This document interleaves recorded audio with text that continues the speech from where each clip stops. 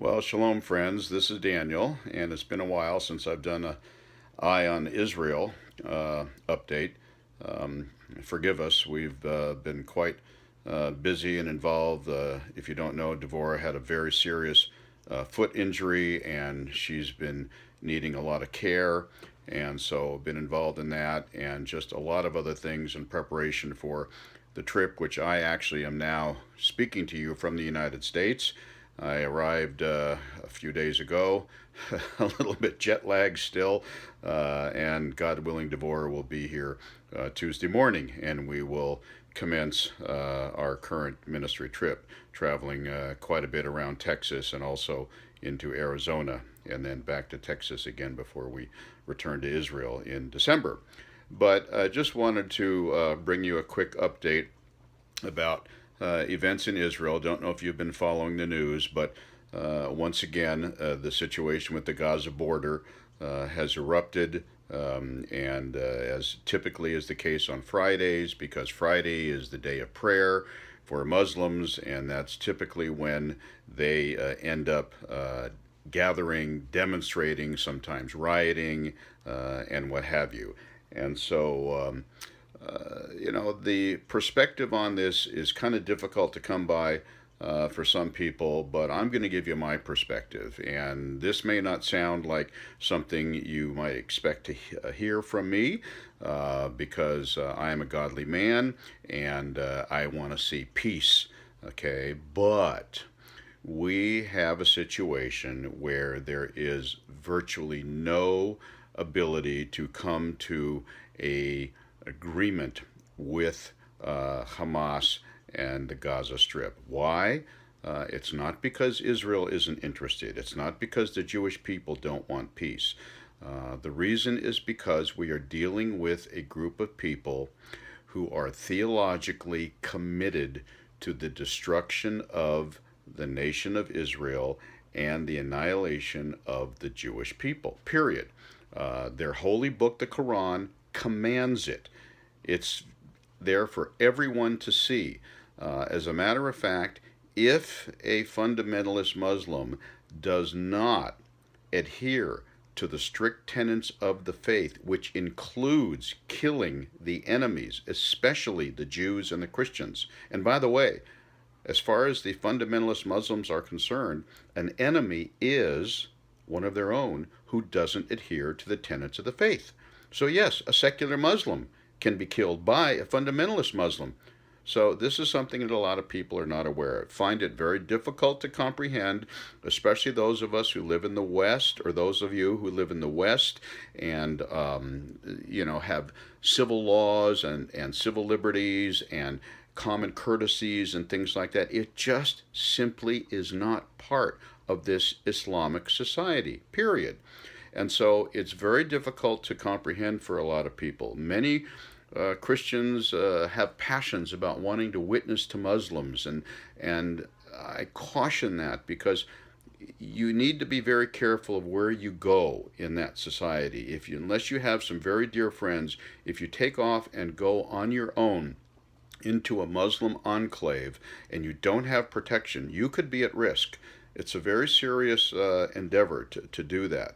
But the point that I'm talking about really is look at what's happened historically with Gaza. Ever since Hamas took over in 2007, there has been one war after another, and it's repeated itself. I was actually in surgery in 2012 when there was a war going on, and all the doctors, everyone in the staff that was working on me, it was heart surgery, were all Arabic. And I'm thinking to myself, I'm laying on the operating table. I was awake while the procedure was going on. I'm thinking, my goodness gracious, this is an opportunity. If these guys really want to, they can just go, oops, and there goes Dan Kalick, and I'm gone.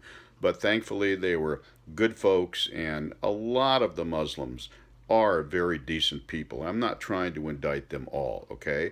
The problem is that the fundamentalists are the ones that are driving the whole situation. And the fundamentalists have no interest in peace. They have no interest in coexistence with Israel at all. Israel cannot exist no matter what the borders are. It needs to be destroyed as far as they're concerned. And any Muslim who compromises on these things is going to be killed by another Muslim. So this has just been a repeated cycle.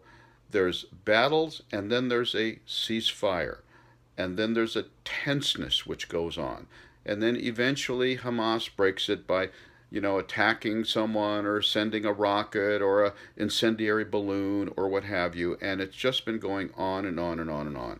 I have a suggestion for Prime Minister Netanyahu. He needs to put Hamas on notice so they and the whole world can hear very clearly. If there is another ceasefire, and so far there doesn't appear to be, there was one, but it's recently been broken again. But if there is another brokered ceasefire, my suggestion for Prime Minister Netanyahu is to say publicly to Hamas for the whole world to see and hear, Israel will not be the ones to break the ceasefire. However, if or when Hamas does break the ceasefire, we are giving you advance warning that we will mount a military incursion into Gaza to get rid of Hamas once and for all. Now, this will be long, it will be dirty, it will be painful, there's no question about it, and lives will be lost. But Israel cannot and should not have to put up with this constant tension, stress, terrorism that comes from the border, especially those poor folks that live in the communities next to Gaza. They are under constant threat.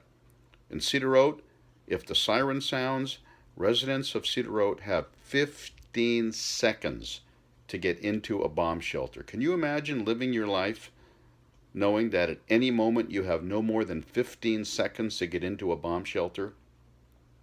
So my suggestion to Prime Minister Netanyahu is enough is enough. Put them on notice that if again, there has to be a ceasefire. So far that hasn't happened. But if there is a ceasefire that's agreed to, let Hamas know this will be the last time you break the ceasefire. We are coming in and we are staying in and we are getting rid of you because your people, the peaceful, loving Muslims, they deserve peace just as much as our people, the Israelis, deserve peace. So please, be warned. And if he makes the statement, which I hope he does, I hope he honors it, because otherwise he'll lose credibility. But something has to change. The rules of the game are being controlled by Hamas, and that should not happen. Israel should be controlling the situation, and Netanyahu needs to take a leadership role and let them know that there will be a severe price to pay whenever the next ceasefire is arranged if they break it. Well, in any case, that's my 2 cents worth, or my 2 shekels worth, if you will. Hope to see some of you soon. If you have any feedback or thoughts, please go ahead and post them. Let us know. We'd love to hear from you. It's now Friday, and so I will say Shabbat Shalom from the great state of Texas. Bye.